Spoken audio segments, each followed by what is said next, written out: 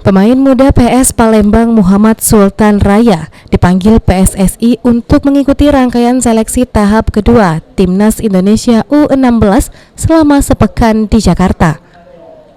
Sebelumnya pemain muda kelahiran Palembang 19 Mei 2006 itu sudah mengikuti seleksi mulai dari tingkat Askot PSSI Kota Palembang dan terpilih setelah mengikuti seleksi tingkat regional zona Sumatera Selatan dan Bengkulu yang diselenggarakan di Stadion Talang Jimar, Prabu Mulih belum lama ini.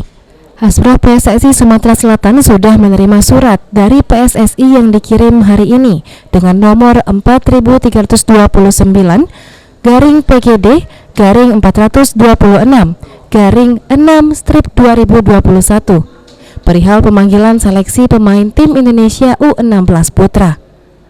Putra pertama dari pasangan Sidratul Muntaha dan Fudla Rizko ini akan mengikuti selama seminggu rangkaian seleksi yang dipimpin pelatih Timnas Indonesia U16 di bawah asuhan Bima Sakti.